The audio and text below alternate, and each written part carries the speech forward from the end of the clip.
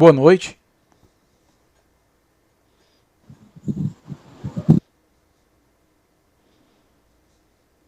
Boa noite. Bom, vamos começar, né? Nossa aula de física moderna de hoje. Retomando da aula passada, eu comentei o experimento de Michelson e Morley.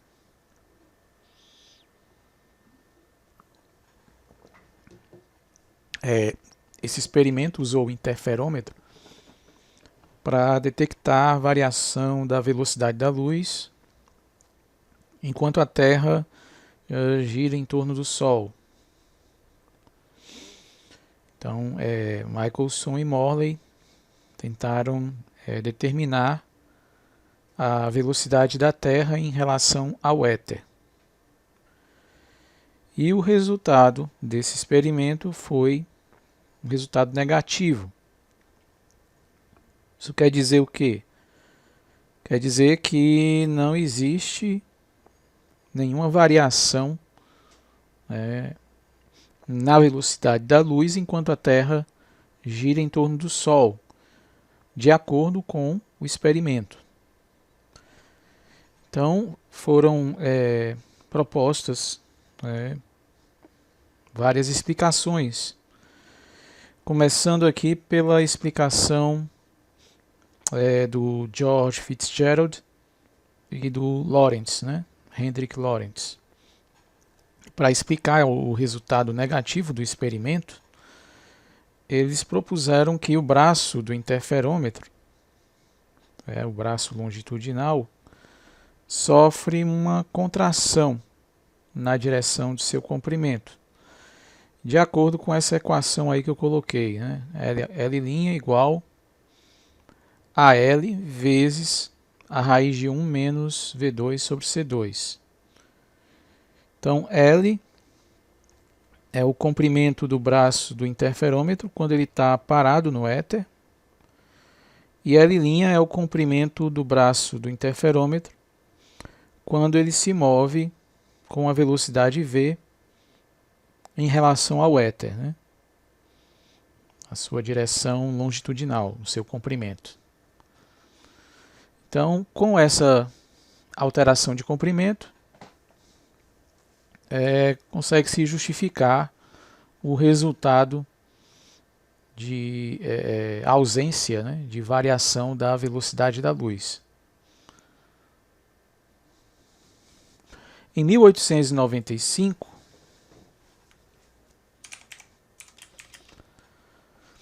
o Lorentz mostra que você pode fazer uma transformação de coordenadas que deixa as equações de Maxwell invariantes até primeira ordem na razão V sobre C, né?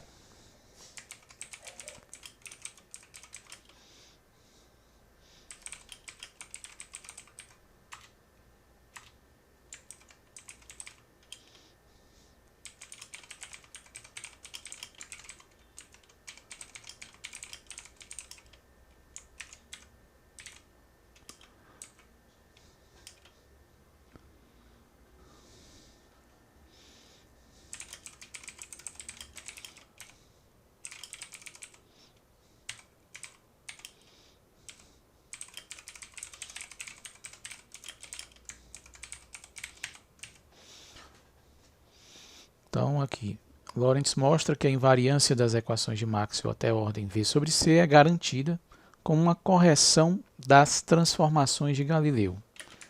Em particular, para a parte temporal, né, T' igual a T, tem que ser corrigida para T' igual a T menos Vx sobre C ao quadrado.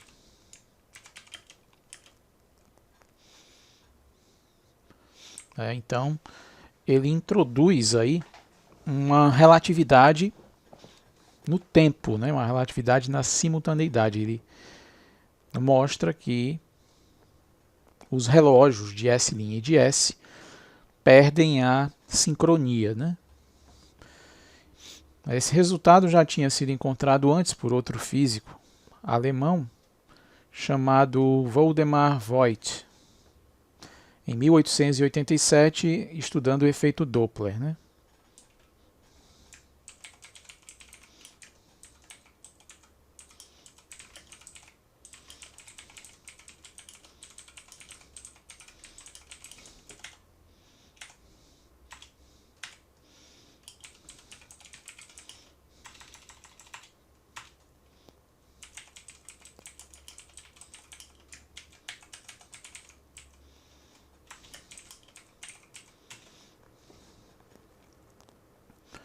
Só que o Lorentz ele não achava que esse tempo T' aqui fosse um tempo real, né?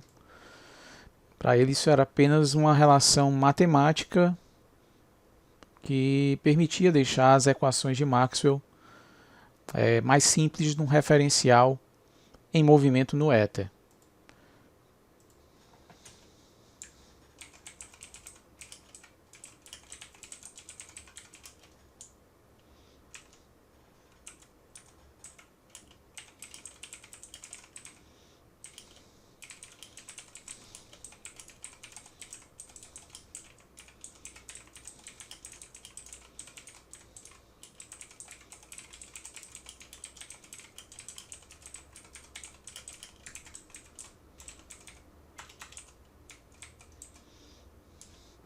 Em 1897, outro físico, o Larmor, né, Joseph Larmor, ele vai mais longe que o Lorentz e mostra que os relógios que se movem no éter, além de perder a sincronia, eles também marcam o tempo mais devagar, em comparação com relógios que estão parados no éter.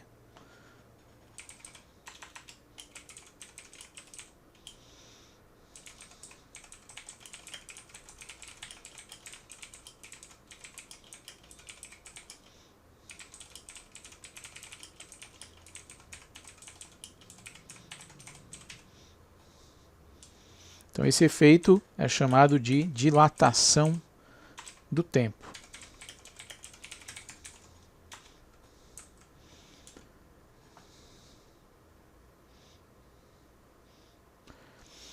E aí ele vai corrigir as transformações de Galileu, chegando nas transformações de Lorentz como elas são conhecidas hoje, né? As transformações de Lorentz, elas são anteriores, né, a Einstein e não foram descobertas pelo Lorentz, né? Foram descobertas pelo Larmor.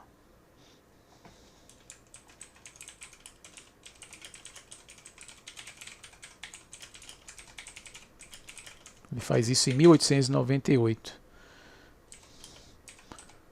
Só que ele só publicou em 1900, 2 anos depois. Acho que é por isso que o Lorentz levou a fama, né? E nesse final do século XIX entra em cena um matemático chamado Henri Poincaré, era francês, né?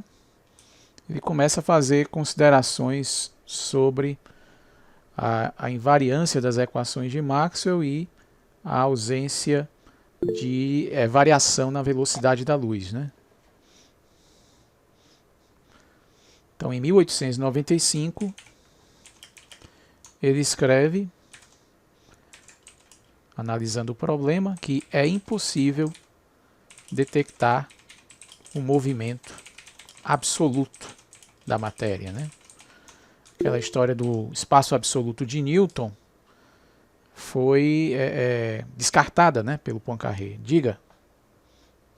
Professor, foi o Poincaré que deu a dimensão matemática de E é igual a mc2 e o Einstein apenas fez uma extensão com a dimensão física do assunto. Eu É não, verdade? eu não sei se o Poincaré enveredou pela fórmula da energia, mas é até possível, porque ele chegou às equações que o Einstein chegou, né? Das transformações de coordenadas. Eu vi Ele uma. fez tudo antes do Einstein, né? Só que Aham. a diferença dele para o Einstein, o que torna o Einstein, vamos dizer, especial, é que Poincaré ainda acreditava no éter. Né? Ele achava que o éter era indetectável, que o éter não tinha como ser observado, mas ele ainda acreditava no éter. Ele não fez como Einstein fez, que foi assumir apenas dois postulados bem simples e deduzir tudo, certo? Vamos dizer que ele foi por um caminho mais trabalhoso e fisicamente um caminho que não fazia sentido, né? Considerando o éter como algo real, né? E aí o Einstein descartou o éter e partiu de dois postulados bem simples e fez a mesma coisa, né?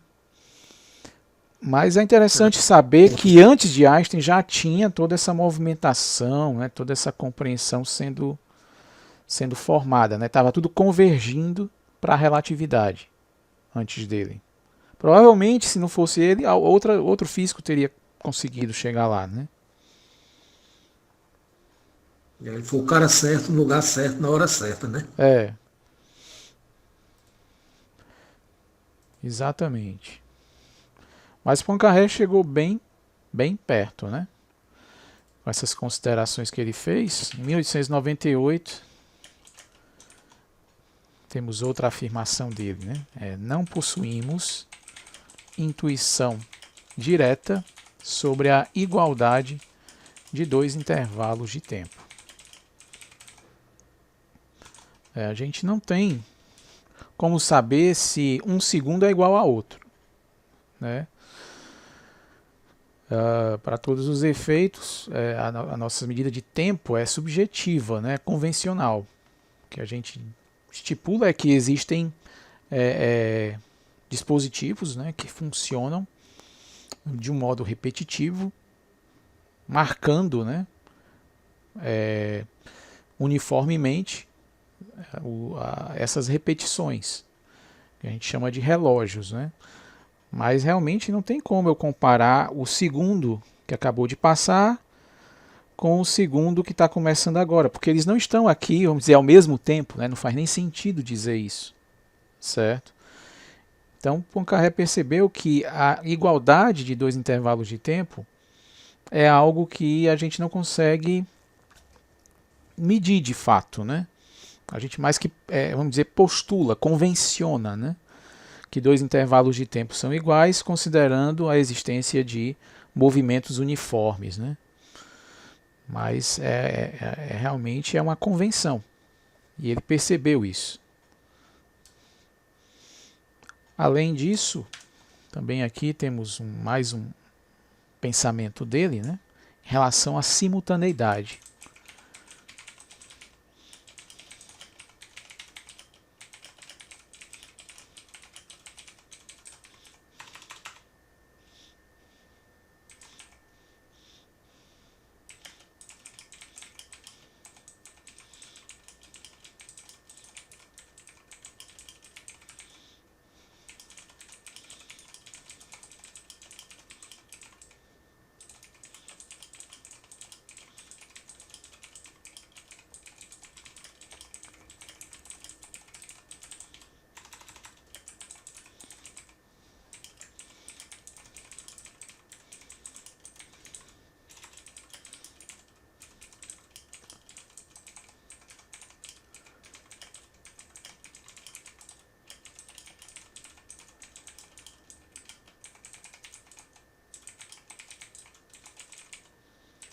Então eu escrevi aqui o parágrafo inteiro, né? Aqui ele está falando da simultaneidade de dois eventos e da igualdade de dois intervalos de tempo, né? Ele colocou aqui que a simultaneidade de dois eventos ou a ordem de sua sucessão, bem como a igualdade de dois intervalos de tempo, devem ser definidas de tal maneira que as leis naturais sejam enunciadas do modo mais simples possível, quer dizer, uma regra de conveniência, né? A gente escolhe o tempo, a medida de tempo, de tal maneira a simplificar as leis da mecânica. Em outras palavras, todas as regras e definições não são nada mais que o resultado de um oportunismo inconsciente. É essa história que eu falei. A gente escolhe o que é mais conveniente, né? Os relógios são definidos de tal maneira que as leis físicas se tornam mais fáceis de escrever, né? De acordo com Poincaré, a diferença de tempos entre dois referenciais vai decorrer do modo como esses relógios usados pelos referenciais são sincronizados usando pulsos de luz, né?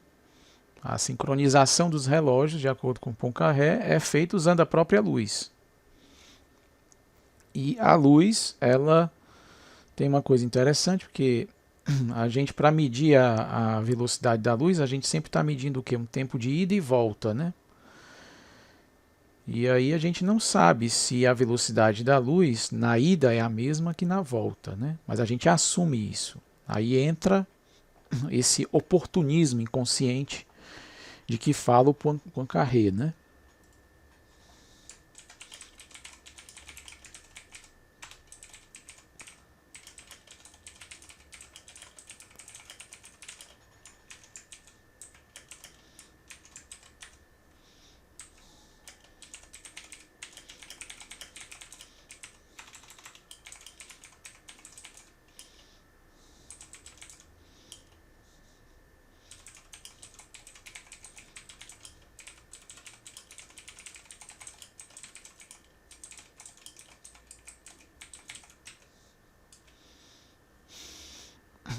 Em 1900, ele afirma que o éter existe, mas seus efeitos dinâmicos conspiram para torná-lo indetectável.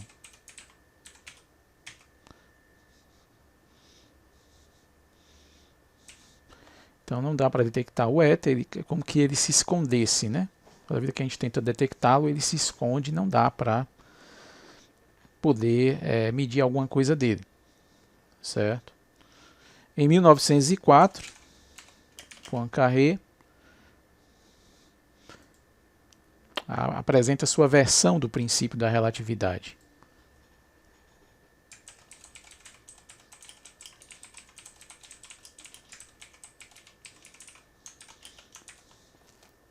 E diz o seguinte, que as leis da física não permitem que um observador determine o estado absoluto de movimento ou repouso, né?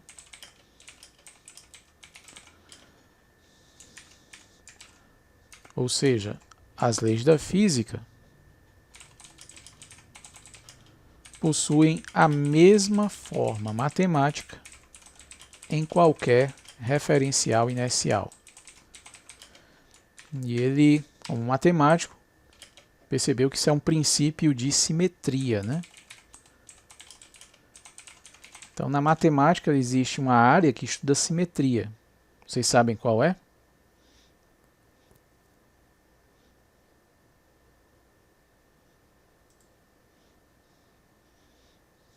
Não, professor. Se chama teoria de grupos. É uma parte da álgebra chamada teoria de grupos. Então, Poincaré ele definiu o grupo de simetria das leis da física, né, considerando o eletromagnetismo como invariante, né, as leis do eletromagnetismo invariantes, e esse grupo de simetria implica nas transformações de Lorentz, né?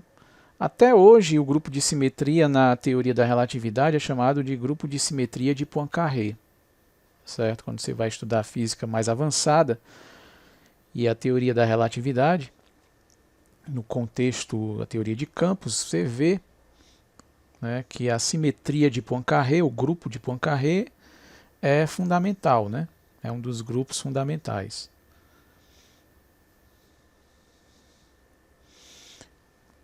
Ele também mostra que é impossível para um corpo ultrapassar a velocidade da luz, né? Ou alcançar a velocidade da luz. Talvez aí ele tenha deduzido alguma expressão relativística para a energia, né?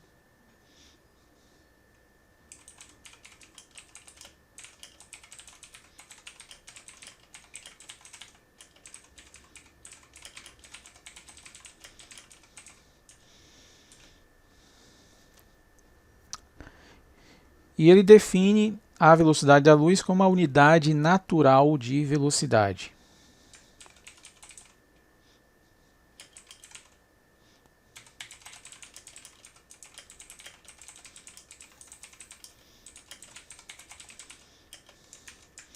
Ou seja, ele faz C igual a 1, né? É algo que a gente vai fazer também.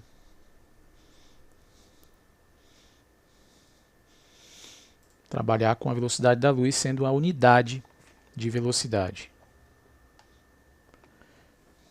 Em 1899, recuando um pouquinho, né? A gente estava no início do século XX, voltando aqui para o finalzinho do século XIX, a gente lembra, né, que o Larmor tinha encontrado as transformações de Lorentz em 1898, mas só publicou em 1900.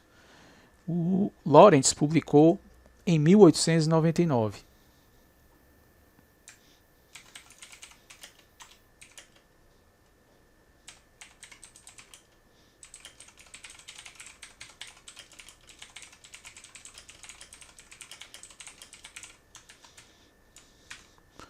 Então ele encontrou as seguintes transformações.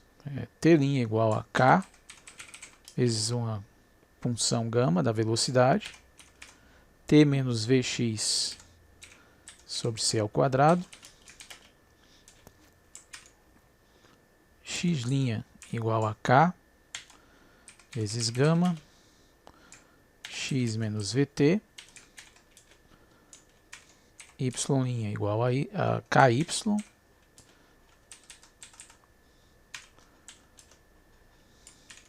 e z' igual a Kz, né? Aqui aparece essa constante gama, que é 1 sobre a raiz quadrada de 1 menos V2 sobre C2.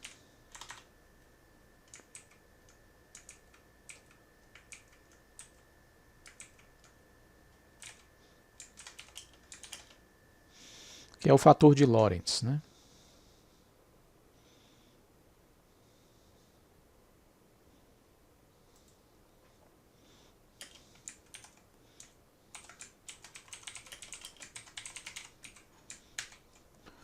O famoso fator de Lorentz. Essa constante K, Poincaré provou que é igual a 1, né? Em 1905. Mesmo ano que o Einstein publica a relatividade, o Poincaré prova que K é igual a 1. E aí chegamos na forma atual das transformações de Lorentz, né?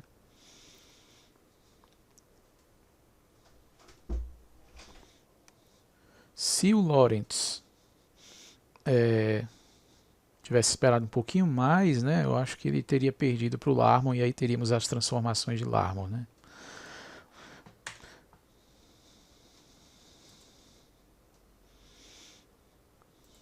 Então aqui também mostra que as transformações de Lorentz formam um grupo de simetria, né?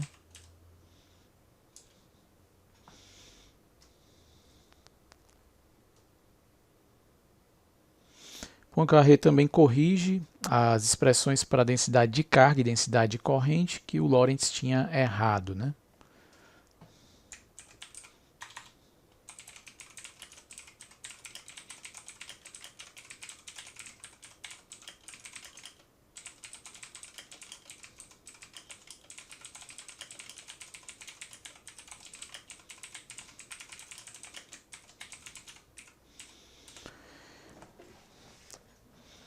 Então a gente tem aí praticamente a relatividade montada, mas toda essa turma tinha ainda a fé na existência do éter, né? Que de certa maneira é uma espécie de eco do espaço absoluto de Newton, né? Então é isso que vai distinguir essas aproximações da aproximação do Einstein.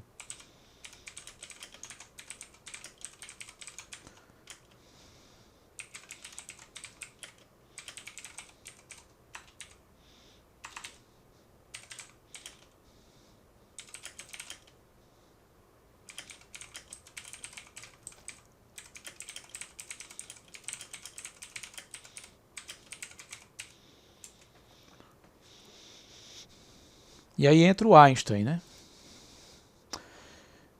Já em 1895,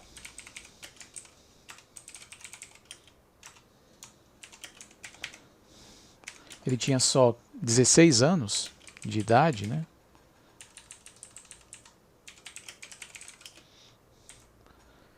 Ele fez um experimento mental em que ele se imaginava viajando à velocidade da luz. Né? Por exemplo, se você está num trem, né, se olhando no espelho, se esse trem se aproximar da velocidade da luz, né, você vai começar a ver a imagem no espelho, né, borrando e indo para o vermelho, e aí quando você chega na velocidade da luz você não vê mais o próprio reflexo. O Einstein achava isso absurdo, né? Ele percebia que as equações de Maxwell não funcionariam, né, nessa velocidade da luz. E ele discordava completamente da ideia de rever as equações de Maxwell. Para ele, as equações de Maxwell estavam corretas, né?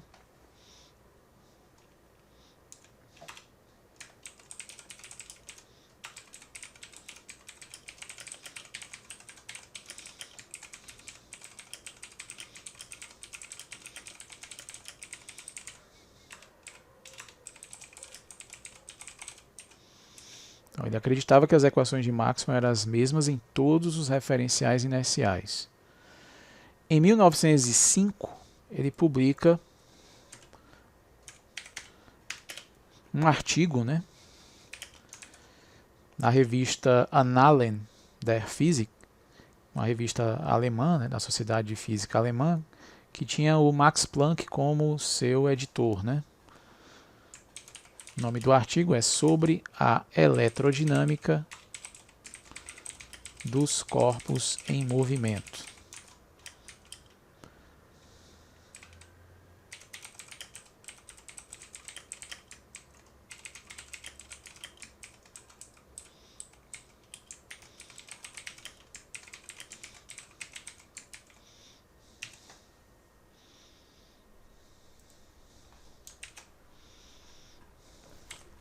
E nesse artigo ele lança as fundações da teoria da relatividade como nós a conhecemos hoje, né? Começando pela rejeição do éter, né?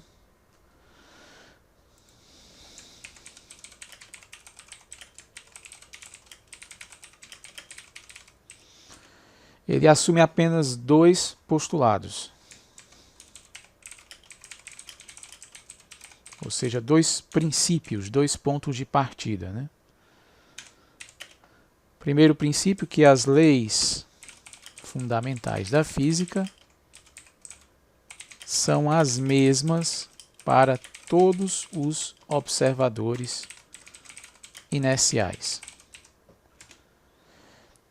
Esse é o primeiro princípio. O segundo princípio é que a velocidade da luz no vácuo é independente do movimento do emissor ou do receptor. Certo? E aqui ele estava implicitamente afirmando, então, que as equações de Maxwell é uma dessas leis fundamentais, né? As leis fundamentais. São leis fundamentais que obedecem o primeiro postulado, né? Então, a velocidade da luz não muda quando eu passo de um observador num referencial inercial S para um observador num referencial inercial S', que se move em relação a S, né? Pronto, apenas com esses dois postulados aí, certo? Apenas com esses dois postulados, o Einstein deduziu a teoria da relatividade restrita. E a gente vai deduzir também aqui agora, né, as consequências desses dois postulados. E aí, professor, Diga. quando o Einstein ele rejeitou o éter, Sim. deve ter muito, no momento que ele rejeitou, alguns cientistas eles foram contra o Einstein. Olha, ele foi muito bem aceito, né? Parece que os físicos também já estavam começando a ficar saturados com essa ideia do éter. O Planck gostou muito do artigo dele, tanto que aceitou publicar, né? E todo mundo ficou impressionado, né? Então ele não encontrou aí muita resistência, né? Apareceram alguns que rejeitavam, né? Mas sem razão, né? Eu me lembro talvez de um caso de um físico alemão, não sei se era o Leonhard, que ele era muito antissemita, contra judeus, né? E eu acho que ele foi um dos que rejeitaram, mas não pela física em si, sim porque era a proposta de um judeu, né? Então ele não aceitou, né? Mas em geral ele foi bem aceito, certo? A elegância, né, com que ele deduz tudo a partir desses dois postulados mostra aí que ele é um físico de primeira linha, né? Além disso, nesse mesmo ano ele publicou outros 2 artigos, né? Em 1905 foi o ano miraculoso do Einstein. Ele publicou um artigo explicando o efeito fotoelétrico, que aplicou um postulado de Planck, né, para a luz, e também o movimento browniano, que é uma demonstração da existência de átomos e moléculas, né? Permite se calcular o número de Avogadro, né? Então, foram 3 artigos que fizeram a fama dele nesse ano, né?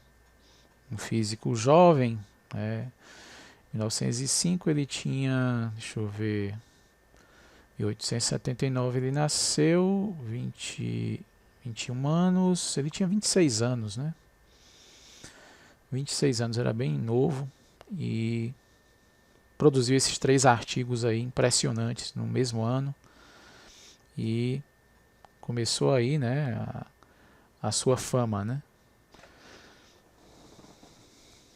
Então a gente vai seguindo aqui o espírito dele, né, e tirar aqui as consequências desses 2 postulados, né? Então, começando aqui com a primeira consequência, que é a impossibilidade de um tempo absoluto para todos os referenciais, quer dizer, sincronizar os relógios de 2 referenciais inerciais em movimento relativo é uma tarefa impossível. A simultaneidade, né, não pode mais subsistir, né? Que vai ser simultâneo para um observador, para outro observador em movimento relativo, não vai mais ser simultâneo.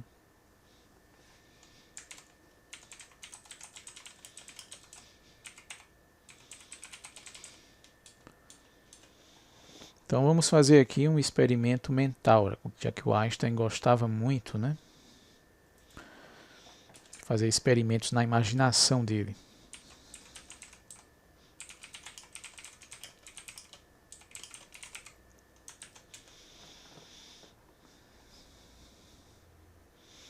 Então vou pegar aqui uma figurinha e aí eu vou explicar para vocês, né?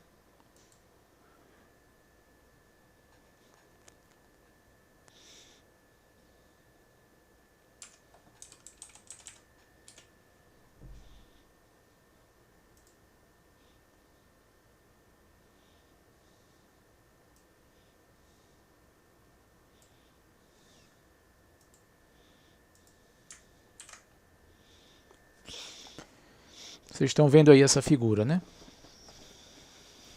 Sim.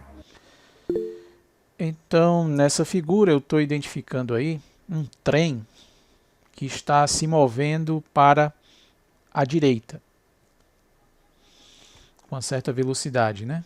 Chamei de U, velocidade U para a direita.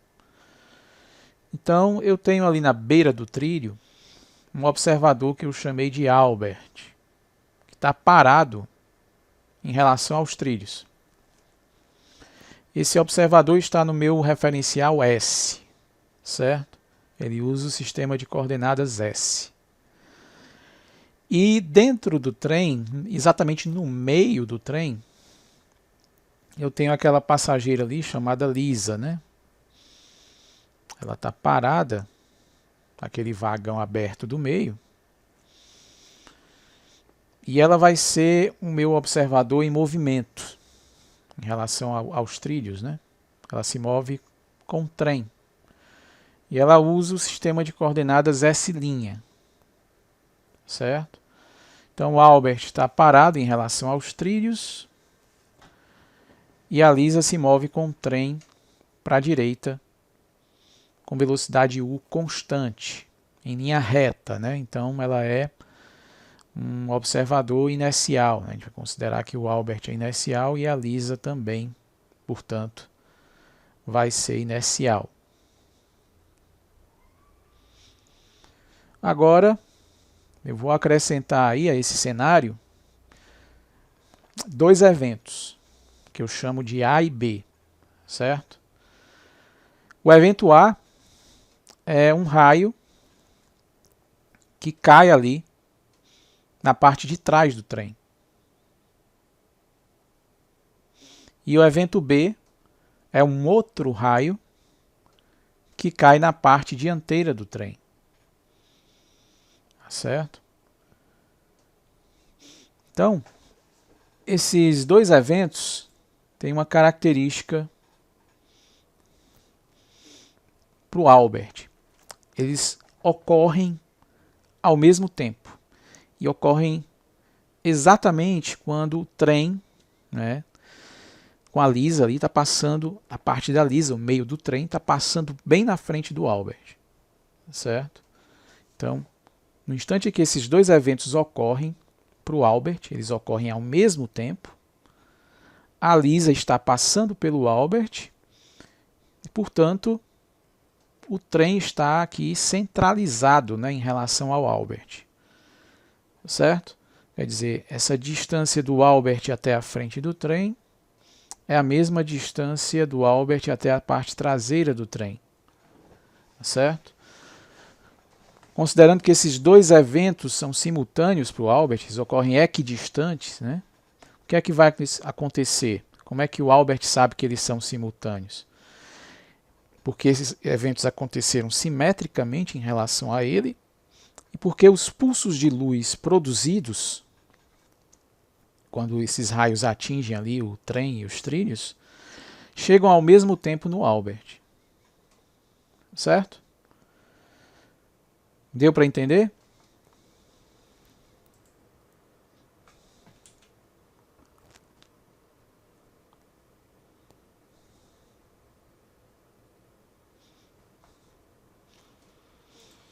Então vou colocar aqui as identificações, né?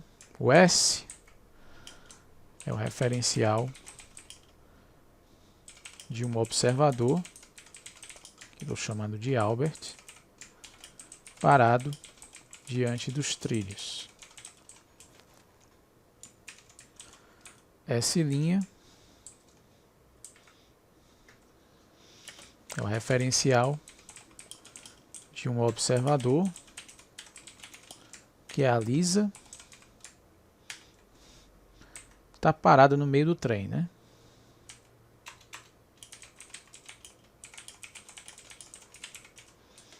O trem move-se para a direita em relação aos trilhos com velocidade constante, que eu vou chamar de U.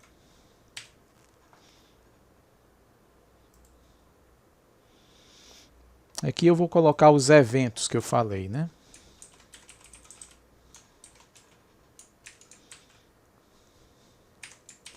O evento A é um raio, né, caindo na extremidade traseira do trem, deixando marcas no trem e nos trilhos.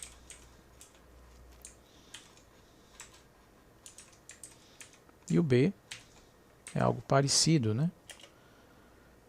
É o raio que cai na extremidade dianteira do trem, deixando marcas no trem e nos trilhos. E aí, como eu falei, esses dois eventos são simultâneos para o Albert, ou seja, eles são simultâneos no referencial S.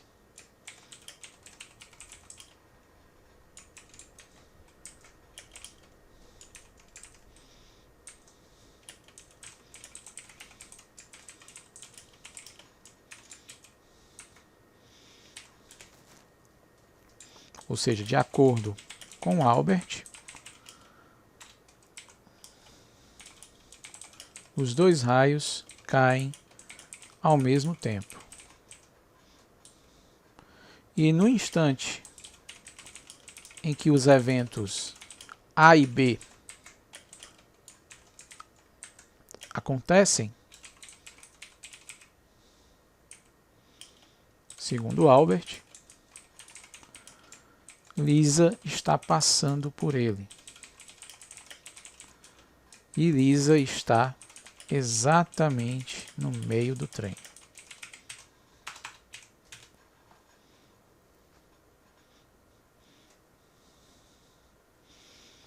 Então, como é que o Albert sabe que os eventos A e B são simultâneos? Ele sabe pelos pulsos de luz produzidos pelos raios que chegam ao mesmo tempo nele.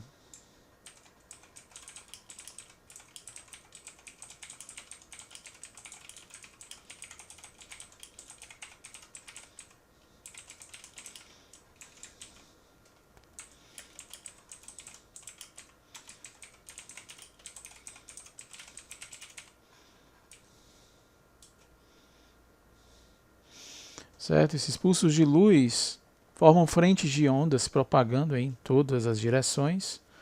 Uma parte dessas frentes de onda alcança o Albert e a Lisa.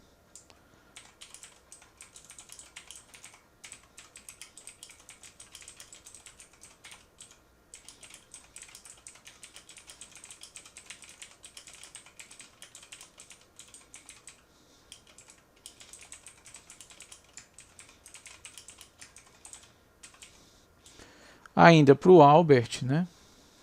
A gente pode definir aqui, está na figura, né?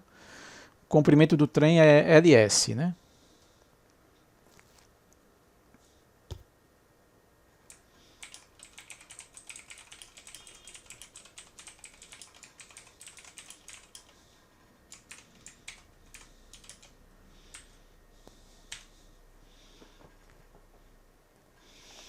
Então, LS é o comprimento do trem, segundo o Albert. Ele pode medir esse comprimento, por exemplo, olhando para as marcas, né, que os raios deixaram nos trilhos. Só medir a distância entre as marcas e ele tem o comprimento do trem, né, porque os raios caíram ao mesmo tempo.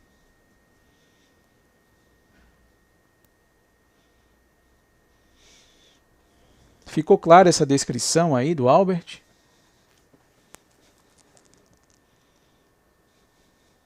Ficou. Ótimo, então eu vou colocar aqui mais uma outra figura. Agora, com a descrição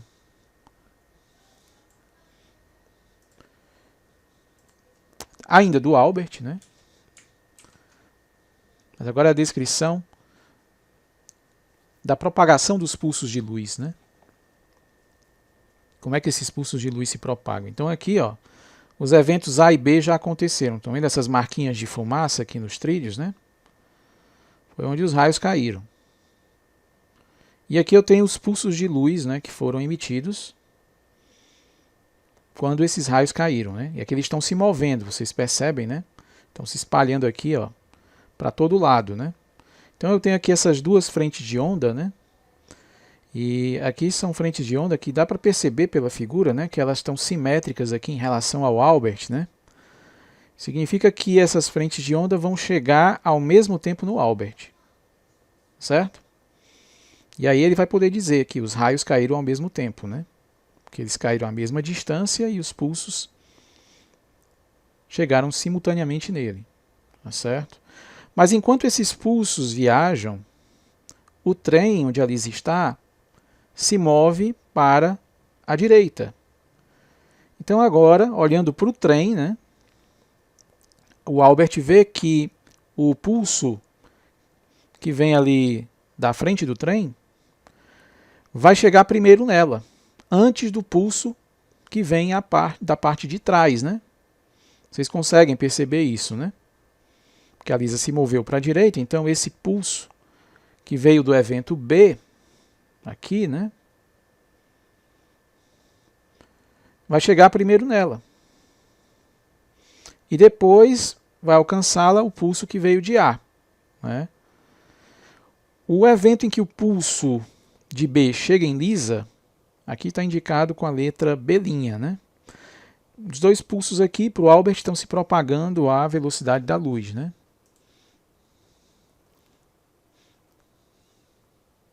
Mas claramente a Lisa vai receber primeiro o pulso que vem de B e depois o pulso que vem de A, né? Então tá aqui, eu vou registrar mais esse outro evento, que é o evento B'.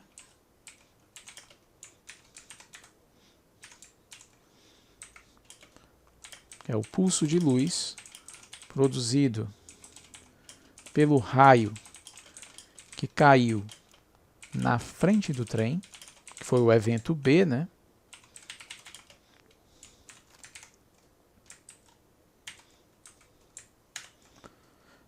Ele alcança Lisa, né? Todo mundo entendeu, né? Que o B vai produzir o pulso que chega primeiro em Lisa.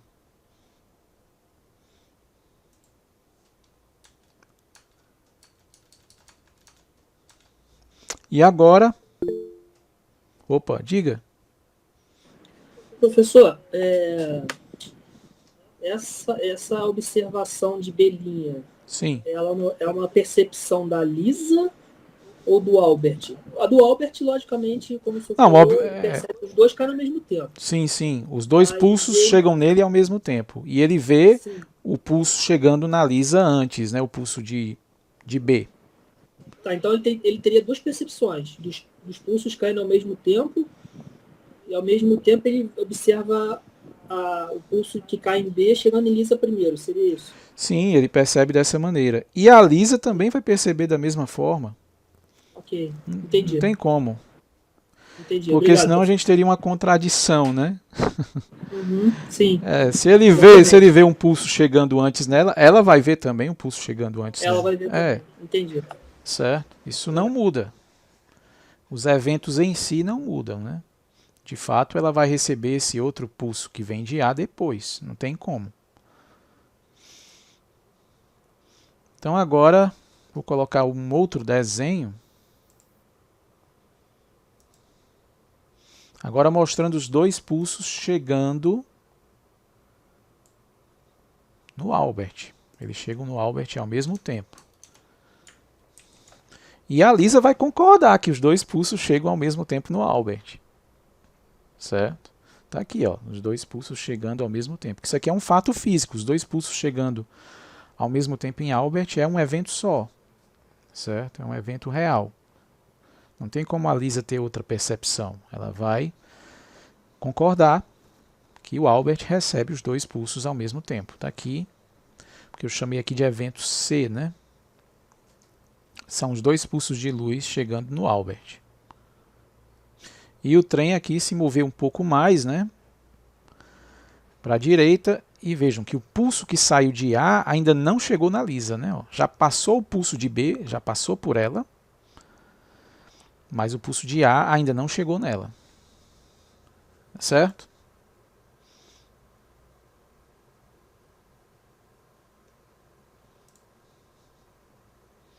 Então temos aí o evento C.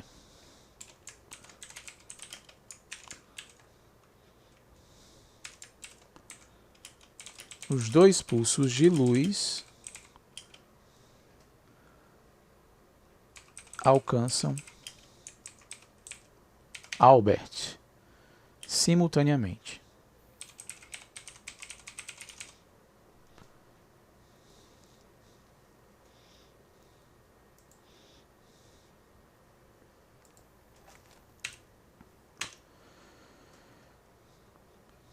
E agora a última figura. Essa aqui é a perspectiva do Albert ainda, né? E aqui finalmente, né, o pulso de luz de A chega na Lisa, ó. Certo? Enquanto que o pulso de B já passou do Albert aqui, né? Ó. Observem que os pulsos continuam simétricos em relação ao Albert, né? Então aqui eu tenho esse evento A', que é a passagem do pulso emitido em A pela Lisa, né?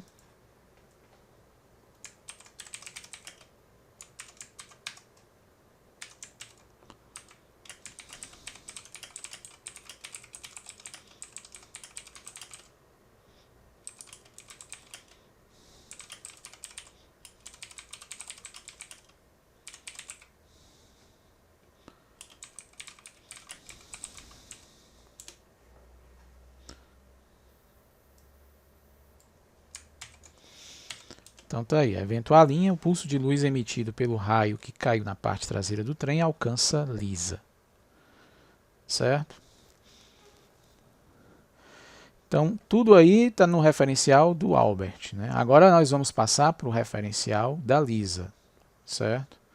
Lembrando que os eventos em si mesmos eles são objetivos, tanto para a Lisa como para o Albert, né? Então se o Albert vê um pulso chegar antes na Lisa, e outro depois, a Lisa também vai concordar com ele que um pulso chegou antes nela e outro pulso chegou depois. E se o Albert vê os dois pulsos chegando ao mesmo tempo nele, a Lisa também vai dizer que os dois pulsos chegaram ao mesmo tempo no Albert. Certo? Então esses fatos são absolutos, são independentes do referencial, né? Bom, então vamos passar para o referencial S', que é o referencial da Lisa. No referencial da Lisa, ela e o trem estão parados, né? E quem está se movimentando é o Albert, junto com os trilhos.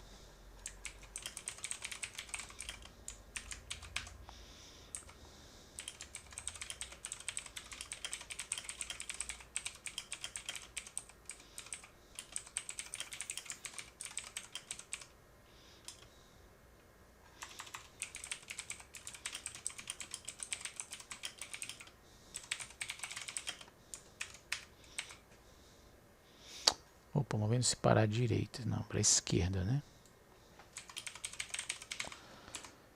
Pronto. No referencial S', Lisa observa o trem em repouso e o trilho, junto com Albert, movendo-se para a esquerda com velocidade menos U, né? Então agora eu tenho essa outra imagem aqui.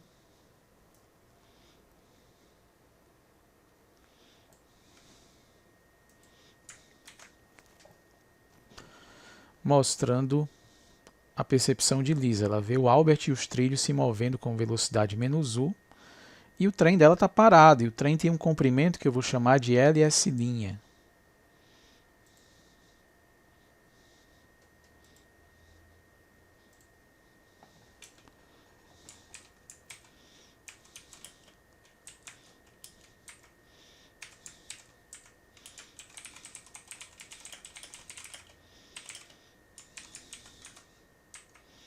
Que é igual à distância entre as extremidades do trem.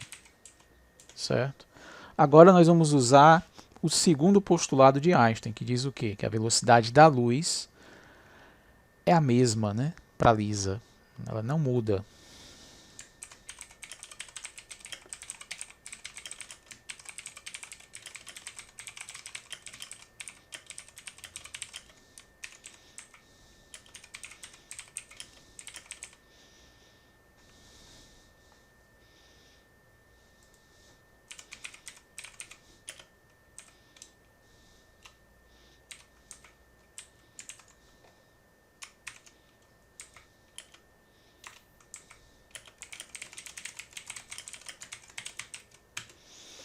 Tá certo? Então, vamos raciocinar como a Lisa aí, considerando que a velocidade da luz é a mesma. Certo? A Lisa sabe que os raios caíram nas pontas do trem, que estão paradas, né, para ela, porque o trem para ela está parado. Então, se o raio caiu lá na frente e chegou primeiro para ela, né, e depois chega o raio, ou melhor, a luz, né, emitida pelo raio que caiu lá atrás, qual é a conclusão que ela chega se a velocidade da luz é a mesma?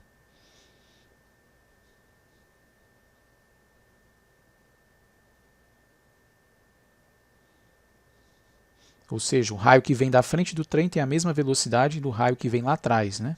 Lá de trás. Velocidade c. Se um pulso de luz chega primeiro e o outro depois, o que é que ela vai concluir?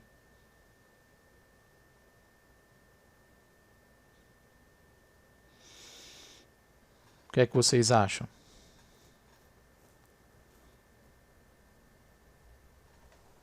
Professor, aconteceria aquilo que a gente utiliza relação de dois carros de velocidade, que você está indo encontrar o outro subtrai.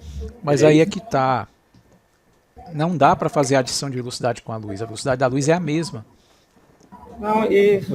Não muda. É porque... Não muda, ela tá parada aqui. Esqueça o Albert. Você tá parado aqui e você sabe que caíram dois raios à mesma distância de você. Só que o brilho de um raio chega primeiro e o brilho do outro raio chega depois. O que é que você conclui? Se eles se movem com a mesma velocidade, estão à mesma distância que você, de você.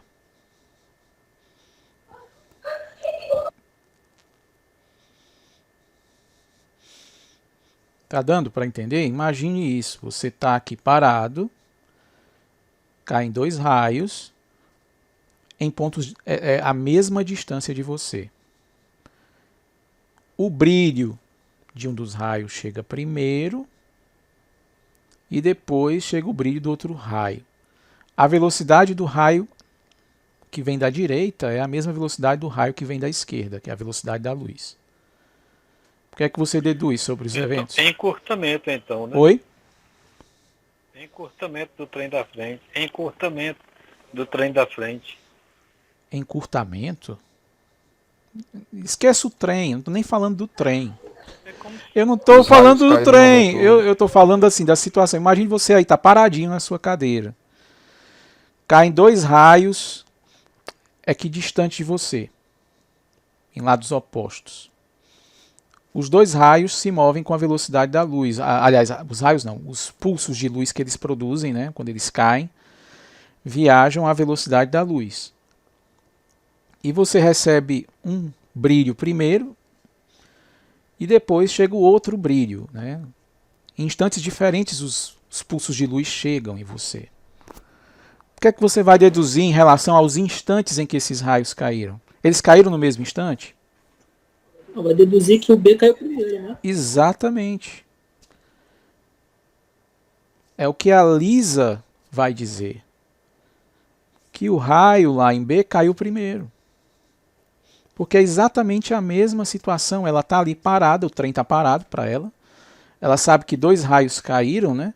E o raio que caiu em B, que está à mesma distância de A, né? Chegou primeiro o brilho dele nela. E depois chegou o brilho do segundo raio. Então ela só pode concluir que esses raios não caíram ao mesmo tempo, certo? Mas isso aí está embutida aquela premissa de que a velocidade da luz não muda, certo? Você não pode fazer a lei da adição de velocidades que você faria com as velocidades de carros. Não dá. Com a luz isso não funciona. A velocidade da luz é a mesma. Entendeu? Diga. Tá, professor, eu entendi esse cenário aí, entendi a percepção da Lisa, considerando que a velocidade da luz é a mesma. Isso. Eu só não entendo, não sei se eu vou conseguir explicar, mas eu só não entendo por que o trem ela tá parada em relação ao trem, né? Ela tá no trem. Por que ela teria a percepção de que B caiu primeiro? Mas é exatamente isso, ela não tá vendo o trem parado? Sim. Ela tá vendo o trem parado. Referencial inercial, ela não tem nenhuma percepção de movimento absoluto, né? Então, Ela vê o trem parado e ela parada. Ela está parada no meio do trem. É exatamente a mesma percepção que você tem aí da sua cadeira. Você está parado. Você está parado mesmo? Bom, se você mudar de referencial, você vai dizer, por exemplo, no Sol, em relação ao Sol, você está se movendo, mas você não percebe, certo?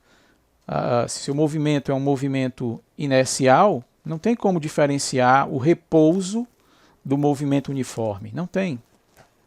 Então, a Lisa, ela está ali, vendo o trem parado. A percepção dela é a percepção de um referencial inercial, certo? Então, é como você aí na sua cadeira. Você observa os fenômenos à sua volta e vê esses dois raios caindo. Eles caem à mesma distância de você, mas o brilho de um raio chega antes e o do outro raio chega depois. E para você a velocidade da luz de um pulso é a mesma velocidade da luz do outro pulso. Não muda, a velocidade da luz é a mesma. Então você vai deduzir, logicamente, que um raio caiu primeiro e o outro caiu depois. Não existe nada de extraordinário aí. A única coisa extraordinária é que a velocidade da luz é a mesma para a Lisa e para o Albert, que é o segundo postulado de Einstein. Então, se você assume isso, que a velocidade da luz é a mesma, a simultaneidade deixa de ser absoluta. Para o Albert, os dois raios caem ao mesmo tempo, para a Lisa, não. Esse é o preço que você paga para manter a constância da velocidade da luz, dos dois referenciais.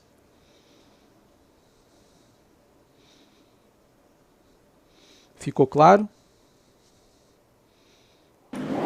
Ficou, mas então a Lisa percebe, quer dizer, tem a percepção do B caindo primeiro, o raio em B caindo primeiro, porque o trem se move. Não, porque para ela o raio caiu primeiro. Acabou a simultaneidade absoluta, não existe mais. Não existe mais. Você está querendo ver a coisa ainda como Galileu e Newton, mas não é, não funciona. A natureza não é assim. Certo? O que a natureza te garante é que a velocidade da luz é a mesma.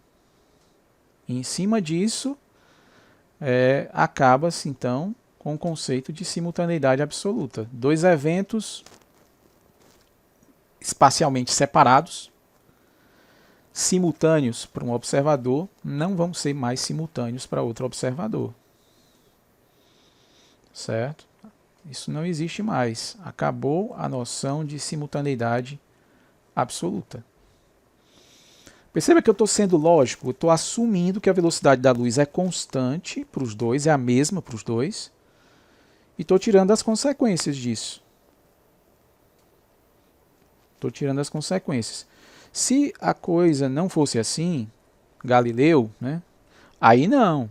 Aí você podia dizer, o raio da frente chegou primeiro por quê? Porque ele está se movendo mais rápido, né? Porque a velocidade dele é maior em relação à Lisa, porque você tem que fazer aquela lei da adição de velocidades, né? Então o raio da frente está se movendo mais rápido em relação à Lisa, está se movendo com velocidade c mais u. E o raio lá, caiu lá atrás, chega depois porque ele está se movendo mais devagar. Ele tem velocidade c menos u. Tudo ficaria perfeito, certo? Mas o fato é que a natureza não age assim.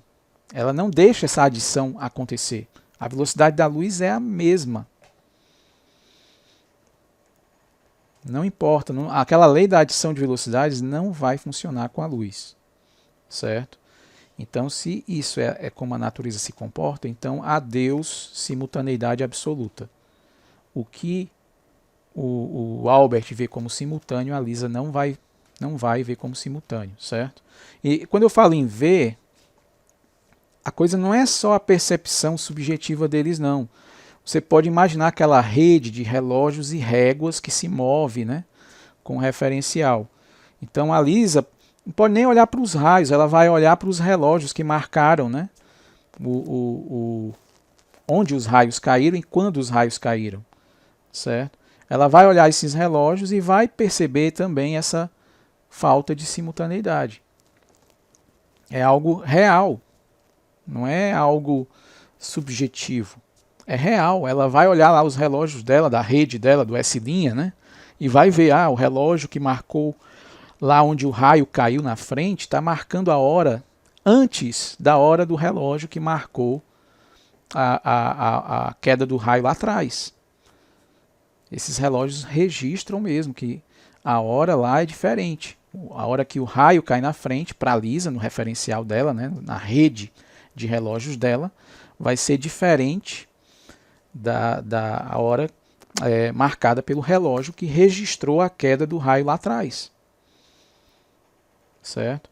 E a Lisa vai dizer, olha, meus relógios estão todos sincronizados bonitinho, eu usei pulsos de luz para sincronizar eles, né? Tá tudo sincronizadozinho, e eles estão me dizendo isso. É objetivamente o que esses relógios registram, os relógios do S'. Já os relógios do Albert, o Albert vai dizer também a mesma coisa. Os relógios registraram aqui e os raios caíram ao mesmo tempo. Está aqui meu relógio aqui e outro relógio aqui. Eles estão todos sincronizados. Aí a Lisa vai dizer, não, Albert, seus relógios não estão sincronizados. Eles estão desincronizados se eu comparar com os meus relógios. E o Albert vai dizer, não, Lisa, meus relógios estão sincronizados, os seus relógios é que estão desincronizados em relação aos meus relógios. Perde-se a noção de uma sincronização absoluta. Certo? Não existe mais isso. Não tem como manter isso se a velocidade da luz é a mesma para os dois referenciais. Ok?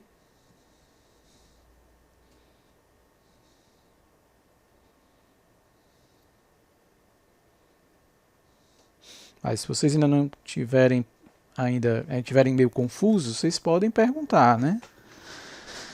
Eu sei que é um choque, né? Mas é a lógica de você aceitar esse postulado. Não tem como você evitar essa conclusão de que não existe mais um tempo absoluto. Pois é, eu tô absorvendo também, que nem o Luiz Paulo. Você não tem mais tempo absoluto. Acabou. Quando você aceita o segundo postulado de Einstein, não tem para onde correr, não. Tá certo? O tempo, ele agora não vai ter mais aquele caráter de um agora, né? Você pode dizer, agora. Não, cada observador tem o seu agora, entendeu?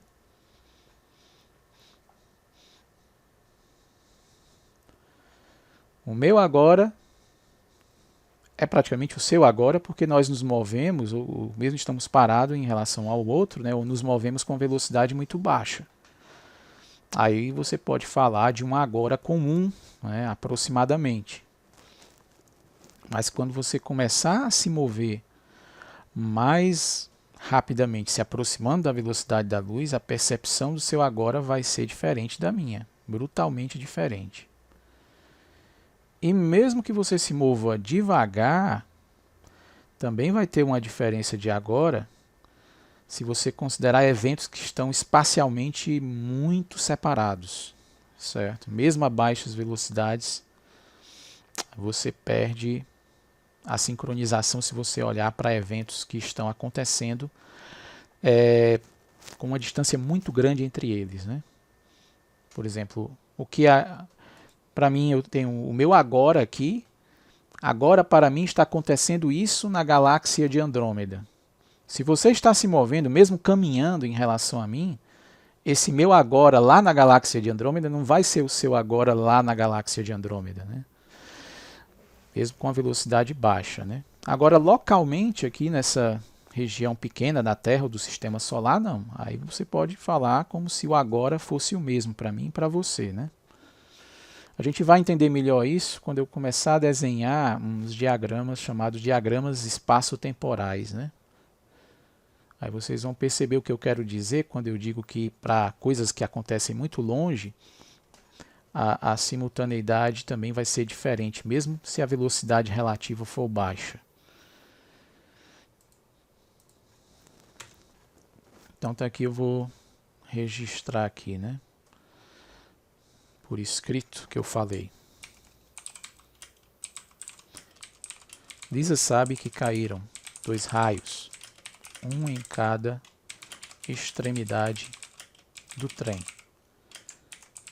independente independentemente da observação dos pulsos de luz, ela pode se dirigir às extremidades do trem e ver as marcas, né, que os raios deixaram. As extremidades do trem estão equidistantes de Lisa. O pulso de luz que veio de B chega antes do pulso de luz emitido por A. Algebricamente, eu posso expressar isso assim. O instante T', né, associado ao evento B', é menor, o valor numérico dele, né, que o instante T' para o evento A', né. Como a velocidade da luz é a mesma para os dois pulsos, Lisa conclui que o evento B ocorreu antes do evento A.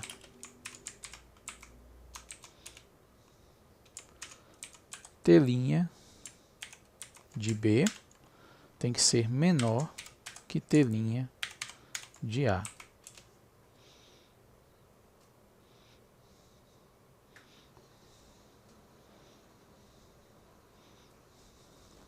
Então aqui eu vou colocar agora uma figura mostrando, né, a percepção da Lisa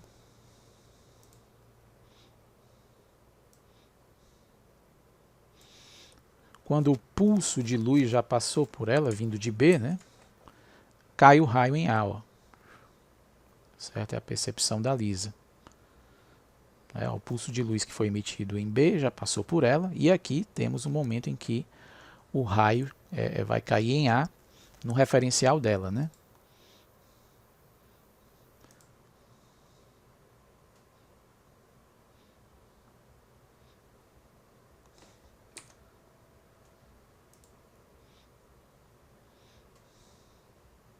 E aqui a outra figura.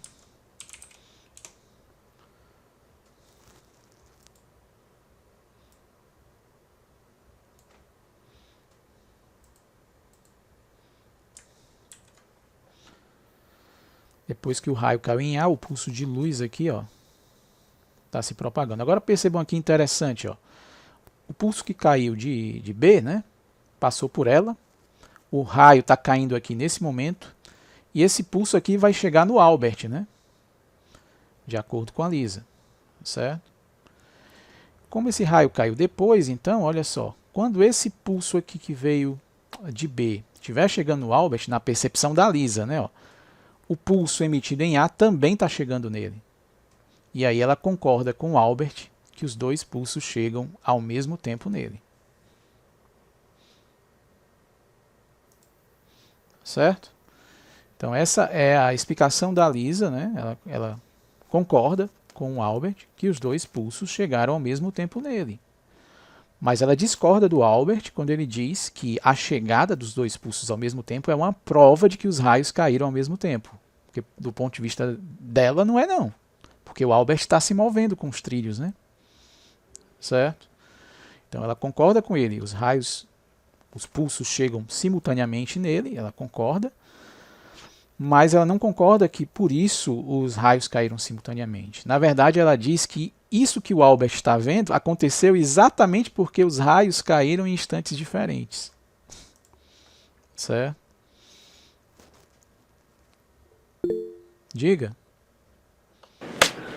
Professor, então, um concorda com o outro em relação ao que acontece no lado oposto. Por exemplo, o Albert, a Lisa concorda com o Albert que os raios chegam nele ao mesmo tempo. Sim. E Albert concorda com Lisa que os raios não chegam nela no mesmo tempo. Sim, exatamente, porque esses são fatos... Eles só não vão concordar que os raios caem nas duas pontas do trem ao mesmo tempo. Isso, exatamente. Um vai dizer para o outro, né? que os raios caíram de um jeito, né? O Albert, para explicar por que é que os raios chegam ao mesmo tempo nele, tem que dizer que eles caíram ao mesmo tempo, né? E aí a Lisa vai dizer, não, Albert, não, eu concordo que os raios chegaram ao mesmo tempo em você, mas isso aconteceu exatamente porque os raios não caíram ao mesmo tempo, certo? Porque na perspectiva dela, o Albert está se movendo, ó, né? E aí o pulso que passou por ela, né, vindo de B, né, ainda vai chegar no Albert quando o raio cai em A. Só que o Albert não se moveu para a esquerda, né? Está se movendo para a esquerda. Então, o instante em que esse pulso produzido em B chega no Albert, de acordo com a Lisa, é exatamente o instante em que o pulso emitido em A chega no Albert. Porque esse pulso vai percorrer, de acordo com a Lisa, uma distância menor, né? Porque o Albert está indo para lá, ó. Certo? Tá aqui, a figura deixa bem claro, ó, que a distância percorrida pelos pulsos, de acordo com a Lisa, até os pulsos chegarem em Albert, né, é uma distância diferente. Certo? Mas eles chegam, de fato, ao mesmo tempo em Albert. Quer dizer, os eventos em si, eles são absolutos. O que muda é a explicação que cada um vai dar, né? Diga, Elias. Professor, e as marcas nos trilhos? Sim. Para a Lisa, vai ter o mesmo tamanho do trem ou vão ser menor que o trem? Dá para ver de cara que não, né? Olha só aqui, ó. A fumacinha, tá vendo aqui, ó? A fumacinha do B, né? Tá aqui, tá marcando o trilho, né? Onde caiu o raio, né? Ó. Certo? E aqui o outro raio tá caindo nesse mesmo instante, de acordo com a Lisa, né? Então, se você olhar, ó, para a Lisa, a distância entre as marcas que vão ficar nos trilhos é menor que o comprimento do trem. Né? Vai ser menor. Ou seja, para a Lisa, o comprimento do trem não é a distância entre as marcas nos trilhos. Enquanto que para o Albert... Então houve aí houve uma dilatação. Como é que eu posso dizer, professor? Você pode dizer, mudou, né? você pode dizer que a medida de comprimento que o Albert dá para o tamanho do trem não é a medida que a Lisa vai dar. Eles vão divergir sobre o tamanho do trem. Certo? O Albert vai dizer, Lisa, a distância, o comprimento do trem é a distância entre as marcas nos trilhos. E a Lisa vai dizer, de jeito nenhum. O trem é mais comprido que a distância entre as marcas nos trilhos. Certo? Então isso também vai implicar na contração de Lorentz, certo? É outra consequência que a gente vai tirar daqui também, certo? Que as medidas de comprimento desses dois vão ser diferentes, né? O que a régua de um mede não vai servir para o outro, não vai ser medida válida para o outro, certo? Quem faz esse ajuste é aquele fator de Lorentz, professor? Exatamente, vai aparecer naturalmente o fator de Lorentz, certo? Ele vai sair daqui dessas observações.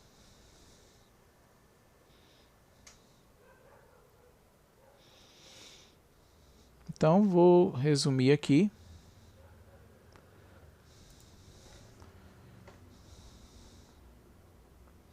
Deixa eu ver aqui.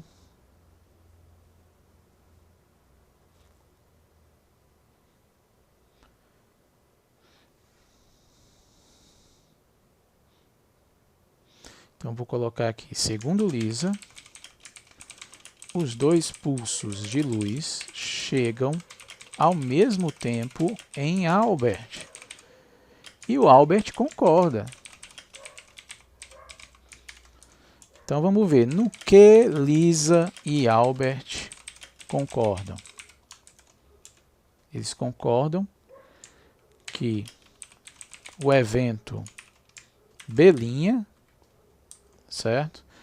Qual é o evento B'? É o pulso passando por Lisa, né? Aqui, né? Ó, o evento B', que é o pulso passando por Lisa, aqui do evento B, vai acontecer para os dois antes do evento C, né? Que é os dois pulsos chegando em Albert.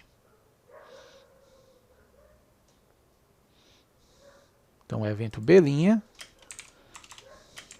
que é o pulso de B passando por Lisa, é anterior ao evento C. Certo? Eles vão concordar com isso. Eles também vão concordar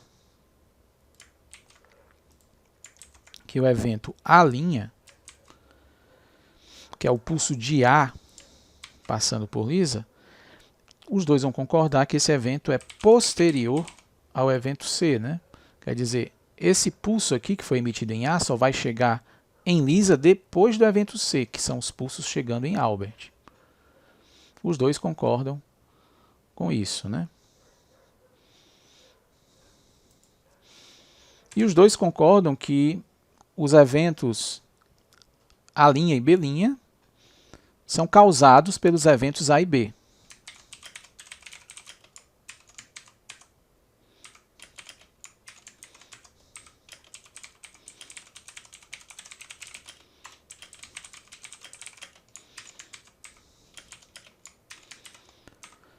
Eles vão concordar com isso, né? Claro. Agora, no que é que eles vão discordar?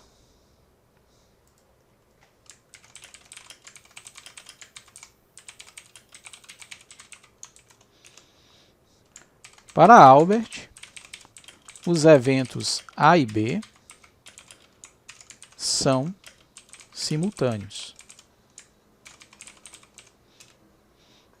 Já para Lisa, os eventos A e B não são simultâneos. Certo? E eles concordam que os eventos A e B não possuem conexão causal. Ou seja, o evento A não tem nada a ver com o evento B, são eventos independentes, né? Os dois raios caindo ali são independentes, certo?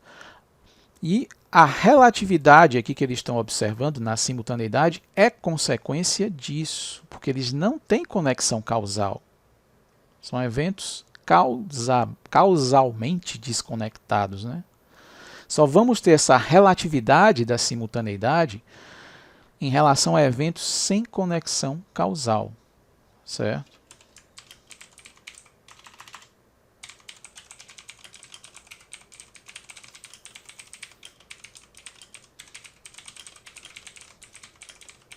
Ou seja, eventos que não podem ter uma relação de causalidade um com o outro, certo? Então essa é a primeira consequência que a gente tira dos postulados de Einstein, né?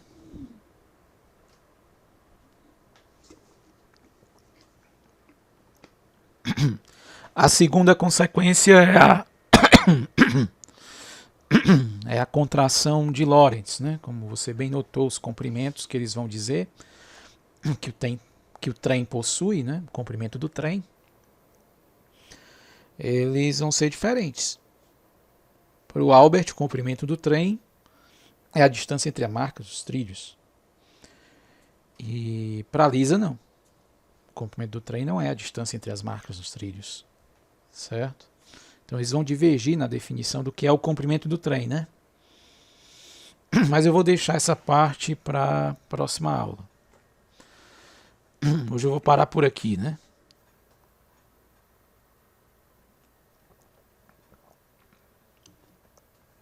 Vou parar por aqui. Ok? Ok, professor. Vocês têm mais alguma pergunta?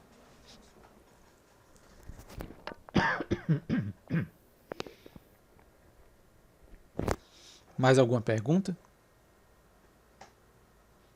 Ou alguma dúvida? Eu acho que na próxima aula acho que vai ficando mais claro, né? Vão pensando aí, se não entenderam ainda bem alguma coisa, vão repetindo os raciocínios aqui que eu apresentei. Eu vou deixar o PDF aqui para vocês lerem.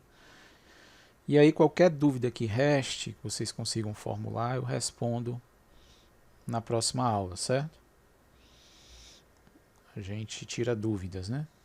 O que importa é que vocês consigam entender bem. Uma coisa tão simples que é a constância da velocidade da luz, você vai tirar inúmeras consequências bizarras, né? Começando por essa relatividade da simultaneidade. A gente vai tirando depois também as outras consequências. Contração de Lorentz, a dilatação do tempo, né? A gente vai ver que a definição dinâmica, né, de quantidades como momento e energia também vai ter que mudar, certo? Toda a mecânica vai ser reformulada à luz desses dois princípios, desses dois postulados, né? Então é algo revolucionário, né? Que acaba com a concepção newtoniana de espaço e tempo absolutos, pelo menos no que diz respeito à física, né? Pode continuar lá na metafísica, mas na física as medições que a gente realiza não conseguem provar, manifestar esse espaço e esse tempo absoluto, certo? A gente só consegue ver, medir, né? Espaço e tempo relativos. Ainda vai sobrar alguma coisa absoluta? Vai. A velocidade da luz é absoluta, é a mesma, certo? A gente vai ver que existem outras coisas que também vão ser invariantes, né? Uma coisa é o espaço, o intervalo espaço-temporal. A gente vai definir mais na frente. Também o volume espaço-temporal vai ser invariante, além das próprias leis da física, né? Que não vão mudar. É o primeiro postulado, né? Mas espaço e tempo agora viraram algo, as medidas, né, de espaço e tempo viraram algo que depende do observador. Não é algo mais que a gente vai assumir que é o mesmo para todo mundo, certo? Cada um tem sua própria rede de relógios e réguas, e a relatividade dá as regras para você passar de uma rede de relógios e réguas para outra rede de relógios e réguas. Bom, mas é isso aí. Então, a gente continua na quarta-feira, ok? Uma boa noite para vocês e até lá. Boa noite, professor. Boa noite, professor. Até a Até próxima. mais. Boa noite. Até mais. Boa noite. Boa noite. Boa noite.